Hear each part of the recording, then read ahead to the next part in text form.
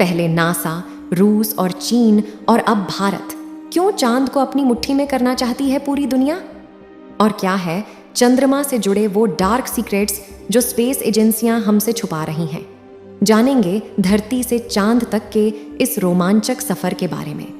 दोस्तों, भारत के चंद्रयान 3 ने विक्रम लैंडर चांद की सतह पर सॉफ्ट लैंडिंग करेगा। वहीं रूस का लूना 25 भी चांद की तरफ रवाना हो गया है, जबकि साल 2024 में नासा भी अपने आर्टेमिस प्रोग्राम के तहत एक बार फिर वैज्ञानिकों को यानी एस्ट्रोनॉट्स को चांद पर भेजने वाला है और चीन भी जल्द ही एक और मून मिशन करने वाला है। लेकिन अब सवाल आता है कि इन सभी देशों को चांद पर ऐसा क्या दिख गया जो चारों ओर चांद पर पहले पहुंचने की होड़ मची हुई है? और चांद से जुड़े ऐसे कौन से रहस्य हैं जिनसे से पर्दा उठाते ही हमारा चांद को देखने का नजरिया ही बदल जाए? जानेंगे पृथ्वी से चांद तक के इस रोमांचक सफर की कुछ खास बातें, तो जल्दी से अपनी कुर्सी की पेटी बांध लीजिए और पूरा वीडियो जरूर देखिए। दोस्तों, चांद हमारी पृथ्वी से 3,84,000 किलोमीटर दूर है और अगर हम सीधा रास्ता पकड़ते हैं तो इसी के आसपास डिस्टेंस में ही हम चांद की सतह पर पहुंच जाएंगे। जबकि भारत के चंद्रयान 3 के रास्ते से हमें चांद पर पहुंचने में 42 दिन लगेंगे, क्योंकि चंद्रयान 3 ने चंद्रमा की तरफ जाने का अंडाकार रास्ता चुना है, जिसमें यह पहले पृथ्वी के चक्कर लगाकर चांद की और एक लंबे रूट से बढ़ेगा और फिर चांद के चक्कर लगाकर लैंडिंग करेगा। हालांकि यह रास्ता काफ़ी किफ़ायती तो है, लेकिन इसमें हमें एस्ट्रोनॉट के लिए बहुत खाना, ऑक्सीजन और पानी की ज़रूरत पड़ेगी, जिसे स्टोर करने के लिए बड़ा स्पेसक्राफ्ट चाहिए होगा।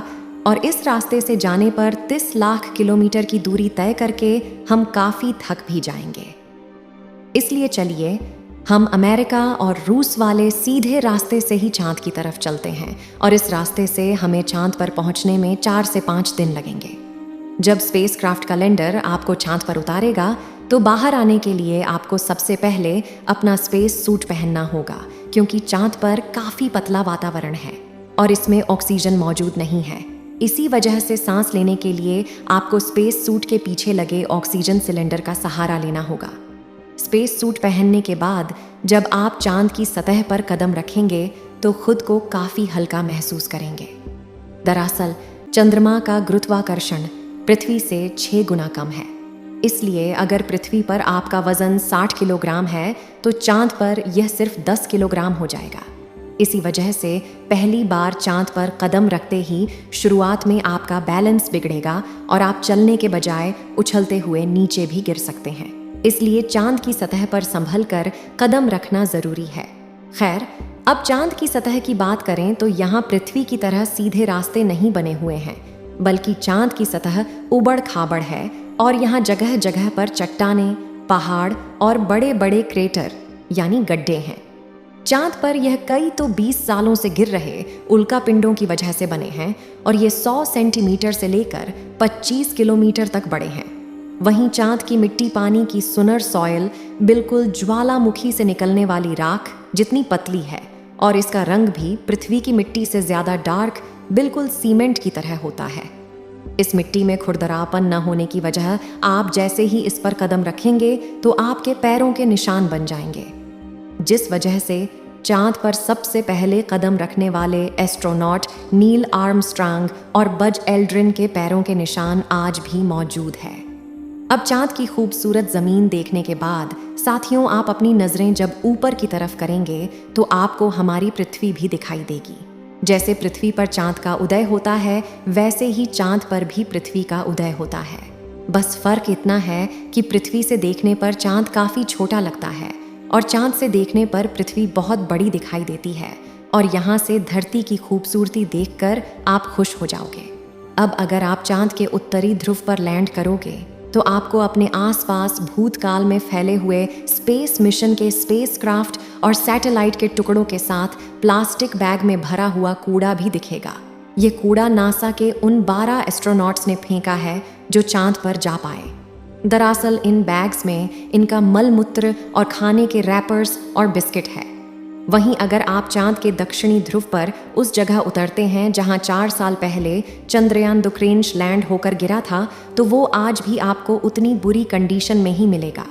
क्योंकि क्रेंच लैंड होने के बाद न तो वह बारिश और न ही तूफानी बवंडर से रूबरू हुआ है।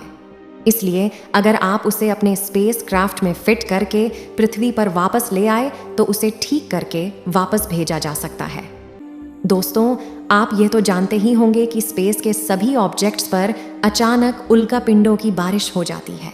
यह तो अच्छा है कि पृथ्वी की मैग्नेटिक फील्ड इन उल्कापिंडों को या तो साइड में धकेल देती है या फिर ग्रेविटी और एटमॉस्फेयर इसे धरती तक पहुंचने के पहले ही जलाकर राख कर देते हैं।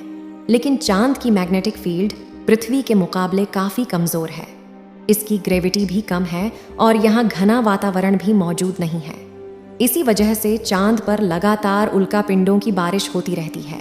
ऐसे में कोई भी उल्कापिंड गिरकर आपको पल भर में मौत के घाट उतार सकता है। इसलिए आपको उल्कापिंडों पर नज़र लगाए बैठे कमांड सेंटर के वैज्ञानिकों से लगातार संपर्क बनाए रखना होगा।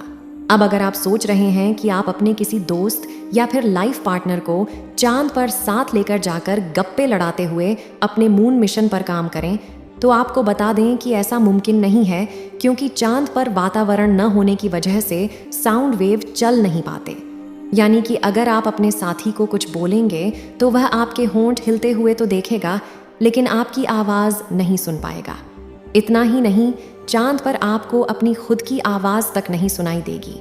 मानव जैसे मोबाइल की तरह किसी ने आपको भी साइलेंट मोड पर डाल दिया है। हालांकि एस्ट्रोनॉट चांद पर एक दृश्य स्पेस सूट पहनते हैं जिसमें साउंड पुश करवाने के लिए नाइट्रोजन और ऑक्सीजन की मदद से कृत्रिम वायुमंडल बनाया जाता है। साथ ही इन्हें एक माइक्रोफोन वाली हेडफोन पहनाई जाती है जिसके जरिए यह अपने साथी और कमांड सेंटर की आवाज़ सुन सकें और जवाब भी दे सकें। अब दोस्तों, तो चांद पर अपने काम को पूरा करके जब आप सोने जाएंगे तो सुबह आपको सूरज की रोशनी नींद से नहीं जगाएगी, क्योंकि चांद को अपनी धुरी पर घूमने में 28 दिन लगते हैं, जिस वजह से चंद्रमा पर एक दिन 14 दिन का होता है और 14 दिन की रात होती है। यानी कि वहाँ का एक दिन पृथ्वी के 28 दिन के बराबर होता है। हम चांद का सिर्फ एक हिस्सा आज तक देख पाए हैं, और अगर आप चांद के पिछले हिस्से के अंधेरे वाले इलाके पर पहुंच गए तो आपके साथ काफ़ी खौफनाक चीज़ें हो सकती हैं। बता दें कि चांद पर कई सालों से सर्च कर रहे कुछ वैज्ञानिकों का यह भी कहना है कि भूतकाल में वहाँ कोई एलियन सभ्यता बसी थी। चंद्रयान 1 ने चांद की सतह पर वाटर आइस और हाइड्रोप्लस के रूप में पानी की खोज की है, जो इंसानों के जीवन के लिए काफ़ी ज़रूरी है।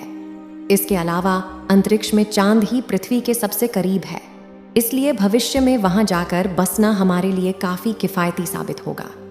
वहीं यहाँ पर हम एक और स्टेशन भी बना सकते हैं। इन्हीं कारणों की वजह से सभी स्पेस एजेंसी चांद में सबसे ज़्यादा दिलचस्पी दिखाती है। तो दोस्तों, अगर भविष्य में मौका मिले तो क्या आप चांद पर जाना पसंद करेंगे? अपनी राय कमेंट में ज़रूर बताएं। आज के लिए इतना ही। आपकी आखिरी जिम्मेदारी इस वीडियो को लाइक करके शेयर करने की है। इसे ज़्यादा से ज़्यादा मित्रों तक शेयर करें ताकि उन्हें भी जानकारी मिल सके, और भी ऐसी ही नॉलेज से भरी वीडियो के लिए चैनल को सब्सक्राइब ज़रूर करें और बेल आइकन को ऑल पर सिलेक्ट करना बिल्कुल ना भूलें। वीडियो को अंत तक देखने के लिए धन्यवाद। जय हिंद, जय भारत, वंदे मातरम।